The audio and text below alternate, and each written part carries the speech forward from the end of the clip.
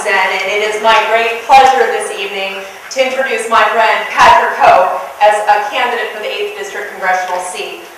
For those of you who know me, you know that I am a very vocal advocate on issues that are important to me. It's no surprise then that I am supporting Patrick Hope for Congress. Patrick has proven time and time again that he is a tireless and vocal advocate for all of the values that we in this room hold so dear. As an elected official, Patrick has sought to give voice to the voiceless, advancing the rights of the disabled, the underrepresented, and the oppressed. Most of the good people running for this seat share the same basic beliefs about what we want to achieve through government. What sets Patrick apart is his demonstrated willingness to take strong stands on the issues, even in the face of opposition and adversity. It's been 34 years since I was 3 years old, since we've had an Arlingtonian in Congress. We deserve a representative who will boldly promote Arlington values in Congress, and Patrick Hope is that candidate. Please join me in welcoming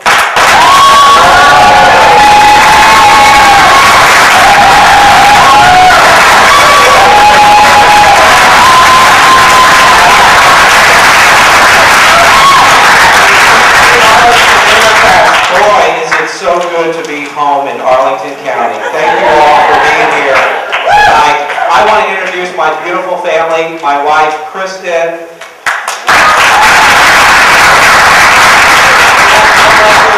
She's 8 years old in 2nd grade.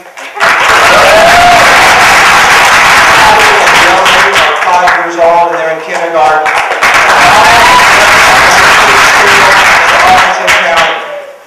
Arlington County, if you haven't guessed it by now, is our home. We've been here, Chris and I moved here 15 years ago, and I've been very active in our community since then. I used to be chair of the Arlington Community Services Board, which oversees people with mental illness, substance abuse, and intellectual disabilities. I've been on the Commission on Aging, and I'm still on the Commission on Aging for probably 10 years, Terry, or more. I love those issues. I was the founder and the president of the Buckingham Community Civic Association. Buckingham was one area of Arlington that didn't have a community organization, and I got in there and I founded it, and it still exists today. I've been involved in Special Olympics. I was a coach for about 8 years, and I've been, thanks to Ingrid Roy, a precinct captain and a precinct chair at one time, and so I know exactly what you all are going through and help us fill out those holes for precinct captains. I've also been, and one of my best titles, other than being named Dad, is being your delegate in the General Assembly for the last 5 years. I was elected in 2009, and when I first went down to Richmond, it was even worse than I thought. We had Democrats that were voting against our democratic progressive values.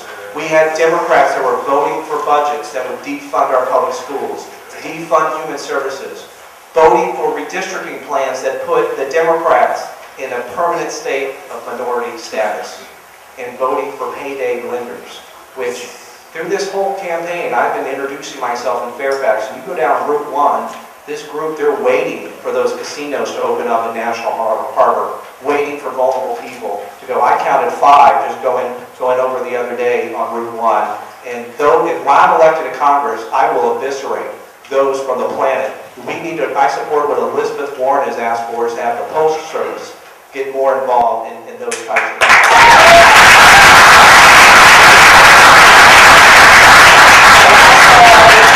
Things happening in Virginia, and I decided to do something about it. And I founded, and I'm co-chair of the Virginia Progressive Caucus, to hold Democrats accountable for some of their actions and to take it to the Tea Party Republicans.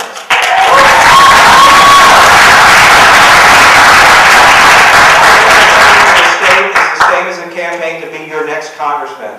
The reasons why I ran is to protect our most vulnerable populations. And I look through the lens of what Hubert Humphrey said.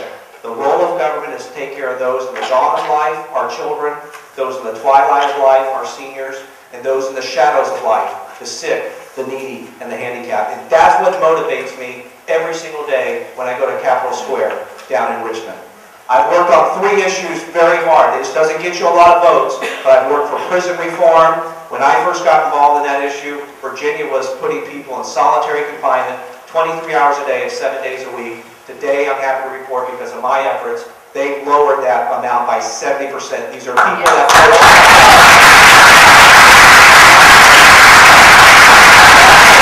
I've also been a champion for people with disabilities, people with physical and mental disabilities. And we've lost some great heroes in Congress with Senator Ed Kennedy and now Tom Harkin. We need someone to be that champion, and I will be the champion for people with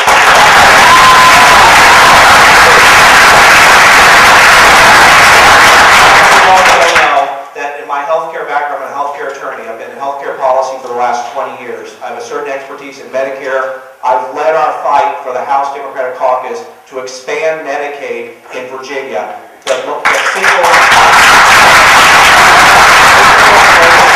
policy achievement in the last 50 years is the Affordable Care Act, and I will fight to make sure it's fully implemented, and I will fight to make sure we expand it to bring everyone into the system.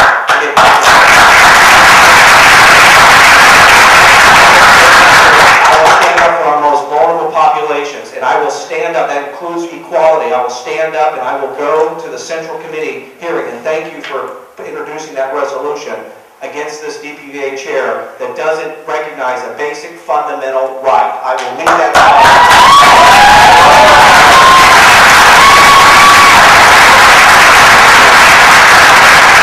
I look around and our future is bright in the Democratic Party. 24 years ago, you took the chance on Jim Moran. I asked you to make that investment in me to be your next congressman. It is time for a new generation of progressive leadership. Pass the torch to a new generation of progressive leadership. I want to be that leader, and I want to be your next congressman. Thank you.